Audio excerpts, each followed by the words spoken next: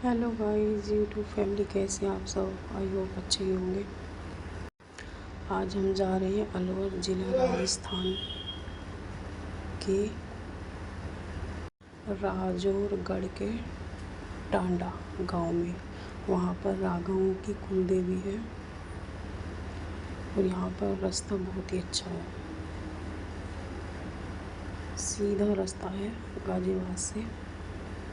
कहीं भी मुड़ना तुड़ने मैप पर डाला और सीधा वहीं पे पहुंच गए, क्योंकि वो राघवों की देवी है, यानी कि बड़गुजरों की।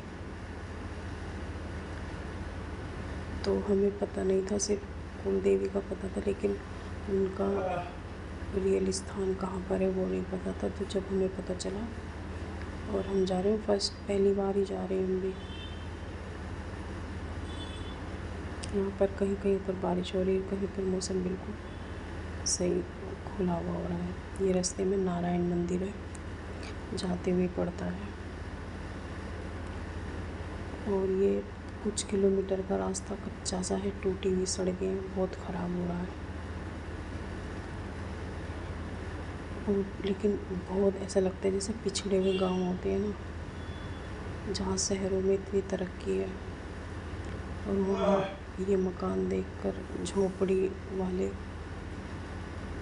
मतलब इनके लिए सुविधाएं भी बहुत दूर है। जो शहरों के आसपास सुविधाएं हैं, वो इनकी सुविधाओं से बहुत दूर है।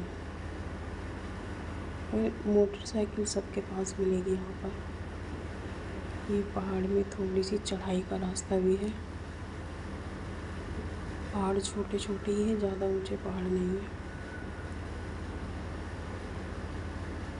और ये हमारा मंदिर का मेन गेट आ गया, किले जैसा है ये बिल्कुल। मंदिर में भीड़ नहीं थी बिल्कुल भी, सिर्फ पंडित जी थे और उनके 2 सहायक जने थे।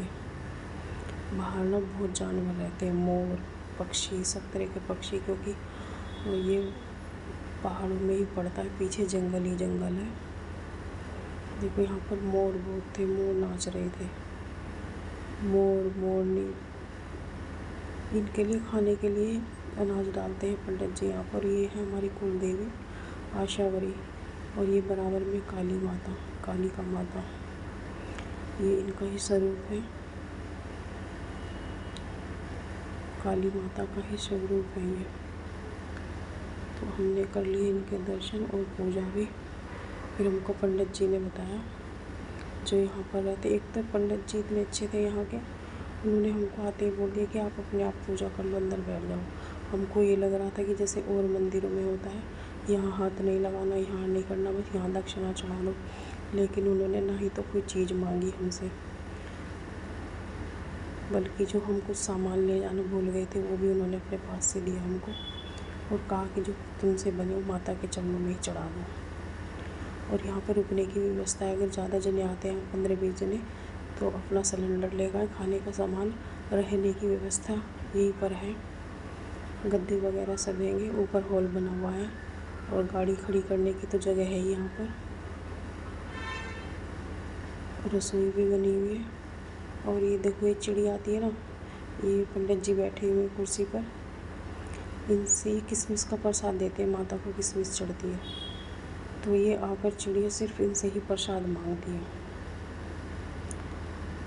हमने डाला तो हमारे हाथ से नहीं खाया, और यहाँ जितना भी प्रसाद रखा है किशमिश का ही रखा है सब भगवानों के पास। ये सिर्फ किशमिश उनके पास से उठा उठा कर अपने आप खा रहे। हमने डाली, देखो हम ये नहीं खाएंगी, हमने डाल दी, लेकिन अब ये खाएगी नहीं, और चली गई उड़कर यहाँ से।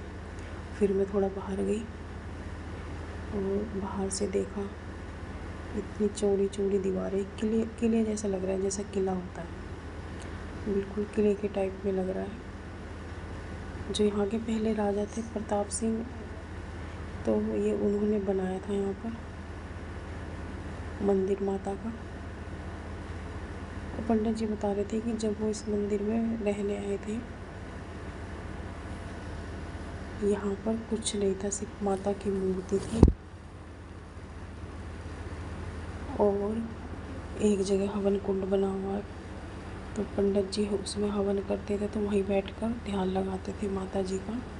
और बता रही थी कि यहाँ पर शेर आता था, मंदिर के सामने बैठ जाता था और भगेरा भी बैठा रहता था और वहीं पर मैं बैठा रहता था। उन्होंने जानवरों ने कभी नुकसान नहीं पहुँचाया पंडित जी को।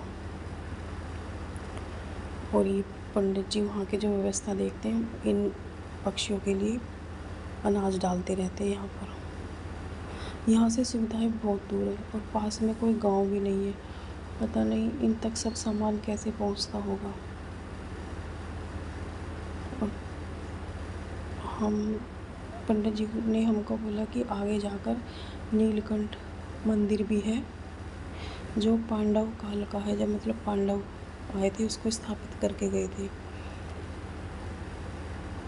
तो ये यहाँ पर भी बहुत सुनसान जगह है, कोई कोई मिलता है यहाँ पर भी। और ये मंदिर ना, जैसे मुगलों ने सब जगह से तोड़े हुए थे हमारी सारी धरोहर, पुरानी मूर्तियाँ, ये सब देखो कमरा भरा हुआ है ये पुरानी मूर्तियों का, सब खंडित कर रखी है। इसकी बराबर में एक कमरा और था, वो भी भरा हुआ था।